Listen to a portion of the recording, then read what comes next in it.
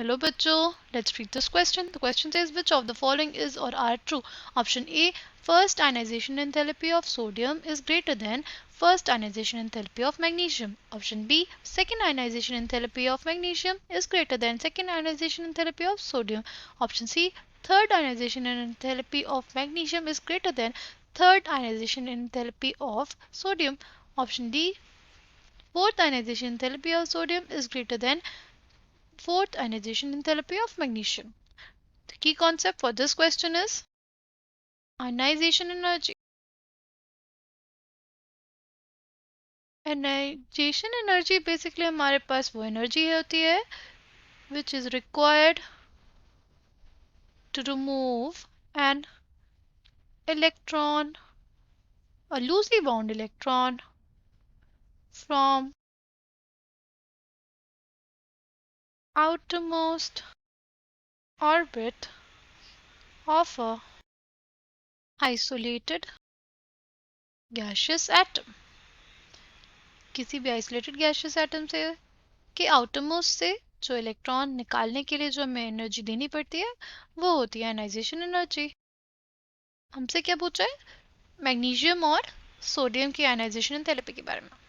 देखो हमारे पास सोडियम का और मैग्नीशियम का इलेक्ट्रॉनिक कॉन्फ़िगरेशन क्या होता है? हमारे पास सोडियम का तो होता है 3s1 और मैग्नीशियम का होता है 3s2, राइट? अब अगर हमारे फर्स्ट आयनाइजेशन एंथैल्पी की बात करें, फर्स्ट आयनाइजेशन एंथैल्पी की, तो यहाँ पे जो इलेक्ट्रॉन हमें निकालना है सोडियम से, it is in half filled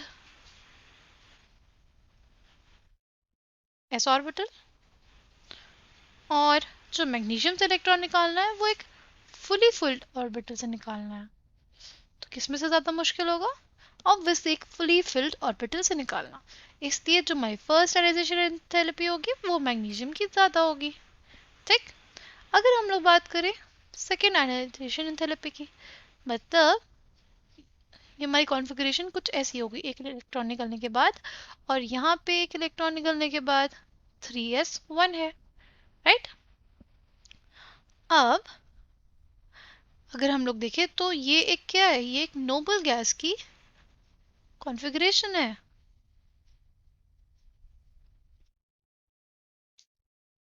और यहाँ पे एक प्लस चार्ज है, लाइक, राइट, प्लस चार्ज है, बट स्टिल हमारे पास जो नोबल गैस की कॉन्फ़िगरेशन होगी उससे इलेक्ट्रॉन निकालना बहुत ज़्यादा मुश्किल होगा, राइट? तो इस वजह से सेकेंड आयनाइजेशन एंथैल्पी जो होगी वो सोडियम की ज़्यादा होगी। अब अगर हम लोग बात करें थर्ड आयनाइजेशन एंथैल्पी की, वो हमारे पास क्या हो जाएगी? वो हो जाएगी, राइट, और हमारे जो कॉन्फ़िगरेशन मैग्नीशियम की हो जाएगी वो हो जाएगी कुछ ऐसी। अब जो मैग्नीशियम वाली कॉन्फ़िगरेशन है वो उसकी नोबल गैस कॉन्फ़िगरेशन हो गई, और प्लस उसके पास दो पॉजिटिव चार्ज भी है, और मैग्नीशियम का जो एक्चुअली साइज होता है वो सोडियम से छोटा भी होता है, तो और ही छोटा हो गया होगा अब। तो मतलब जो एनर्जी अब लगेगी वो हमारे मैग्नीशियम के केस में ज़्यादा लगेगी, राइट? और अगर अब हम लोग बात करें फोर्थ आयनाइजेशन एंथैल्पी की, तो हमारे पास कुछ ऐसी हो जाएगी P4 और ओके, ये यहाँ पे हमारे पास जो मेटल होगा हमारा उसकी +3 के चार्जेस है, राइट? इससे पे भी इस पे भी दोनों से निकालना मुश्किल होगा, बट हमारे पास साइज छोटा किसका होगा?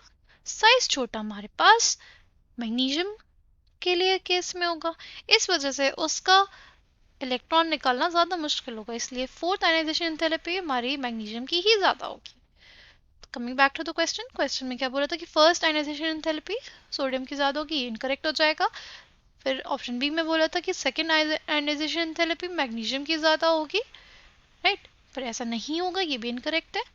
ऑप्शन सी है हमारे पास थर्ड आयनाइजेशन एंथैल्पी हमारे पास मैग्नीशियम की ज़्यादा होगी, हमारे सोडियम की कम होगी, ये हमारे पास करेक्ट है। और जो हमारा फोर्थ है उसमें बोला है आयनाइजेशन थेरेपी सोडियम के साथ होगी, बट ऐसा नहीं होगा। तो correct answer for this question is option C. I hope you understood it well. Thank you and all the best.